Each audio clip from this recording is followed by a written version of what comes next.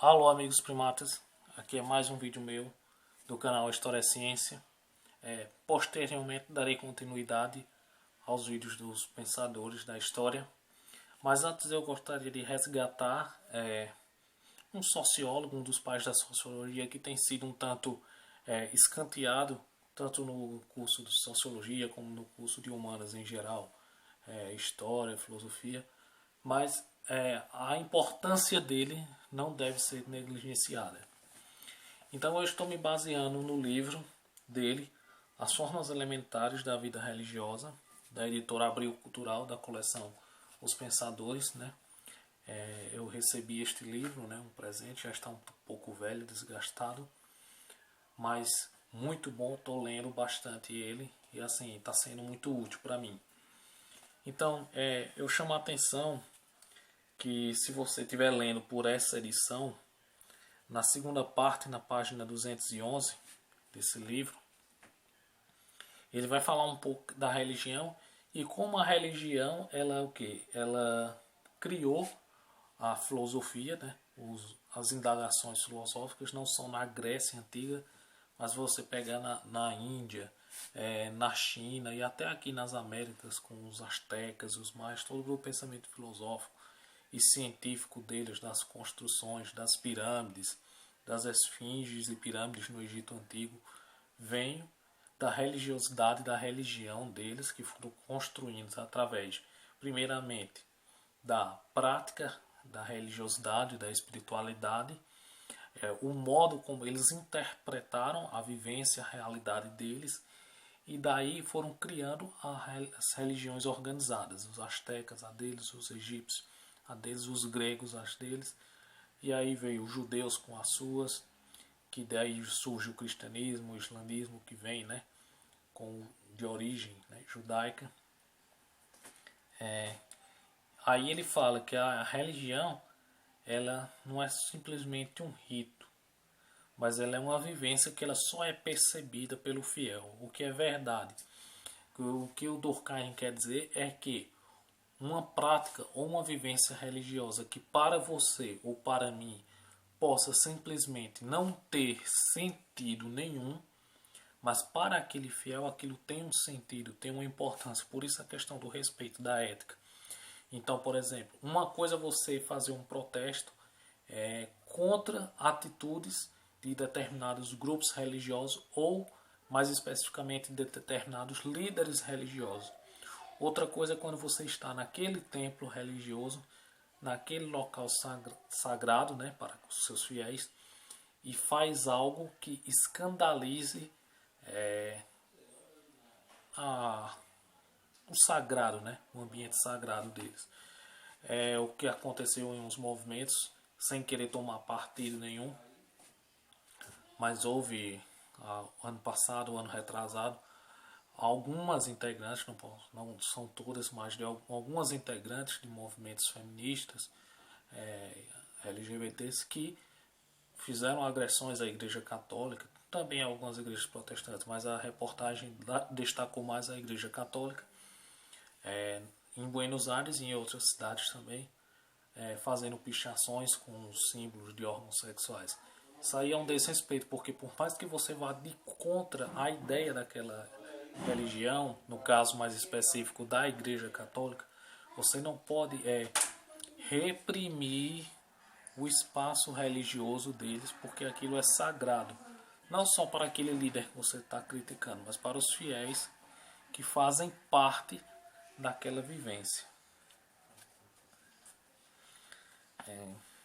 E aí ele vai destacando que, diferentemente de Marx, que falava numa evolução em que o mundo iria, ao decorrer do tempo, abandonando a ideia da religião e pegando-se ao materialismo, né, que começou essa visão materialista de estudar puramente o mundo, vamos dizer assim, entre aspas, real, iria crescer.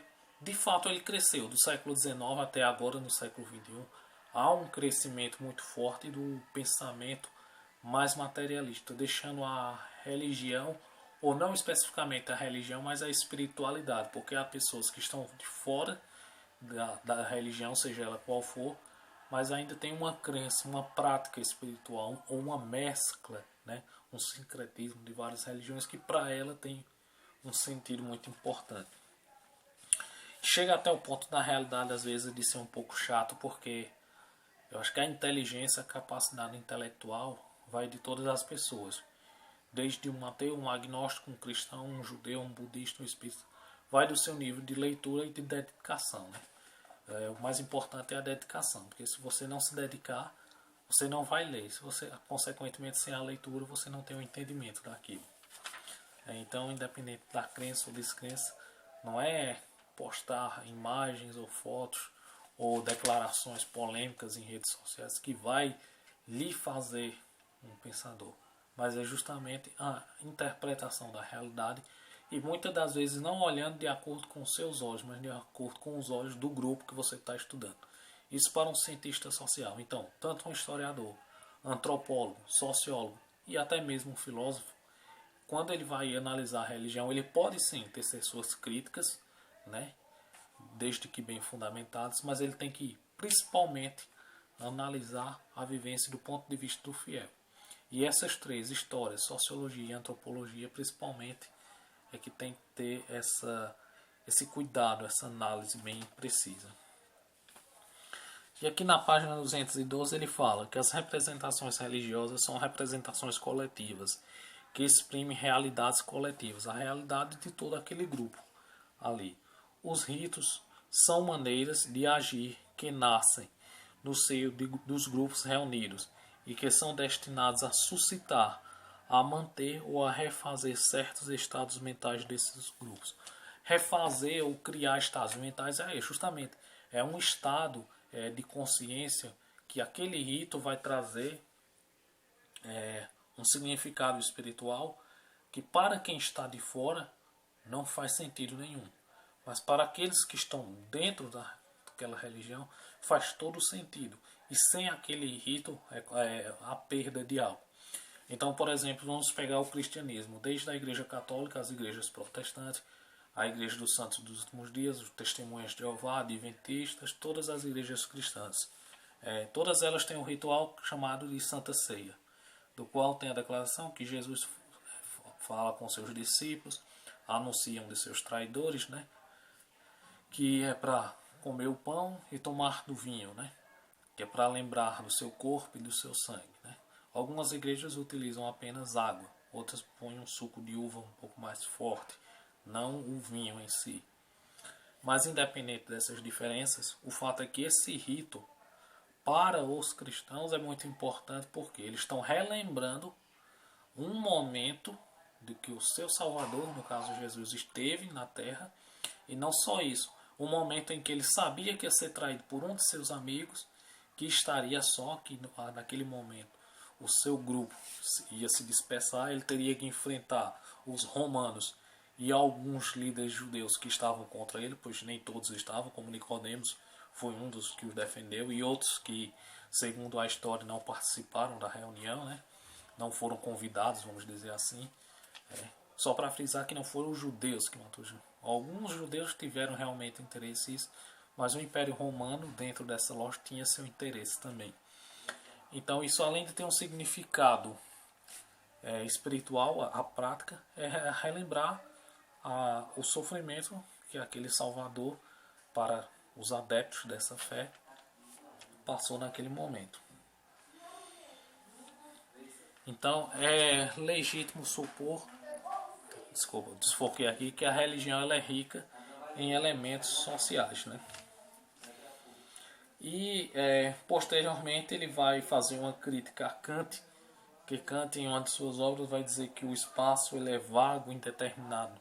E o que Durkheim vai mostrar é que também, lógico, que Durkheim vem do século XIX e morre em 1917, no século XX. Então há um avanço da ciência em relação ao tempo de Kant, mas que o espaço não é simplesmente um lugar vácuo e vazio, é um local indeterminado e que você não tem como direcionar ou explicar a sua essência. E a mesma coisa é a questão do espaço religioso. Aí aqui ele vai citar os Zunins, né, e também alguns grupos na Austrália e na América do Norte, algumas tribos indígenas, né, da Austrália, da América do Norte, né, Estados Unidos, o Canadá, em que o espaço, a forma como eles compreendem o espaço e o tempo é diferente da nossa. Por exemplo, nós temos o calendário gregoriano. Eles não têm um calendário gregoriano. Então, os dias da semana, as horas, o tempo de vida é diferente do nosso. Tem algumas civilizações que o calendário eram apenas o que? 6 meses. Alguns meses com 40 dias, outros com 20 dias. Então a forma de compreensão do espaço vai da sua vivência na sociedade e também que vem com origens religiosas, né? Tem uma tribo, não me recordo o nome agora, encontrada no Brasil, onde, segundo os estudos antropológicos, não foi encontrado nenhuma crença metafísica dessa tribo. Mas esse foi um caso à parte. Até o momento, todas as sociedades encontradas têm um tipo de prática metafísica, espiritual, religiosa e que se baseia nela para formar o seu clã e a divisão dos dias, meses, anos, toda a sua ética, moral, ciência, baseado nos seus princípios religiosos. Bem, era só isso. Curte a página do Apoia-se, curta a página do Facebook, História Ciência, me segue no Instagram, nas páginas do Instagram e na página Apoia-se e na página do História Ciência, ambas do Facebook. Você vai encontrar lá um endereço da minha conta que você possa postar qualquer valor que você julgar justo para que possa dar continuidade a essa obra. Então, muito obrigado a todos e até a próxima.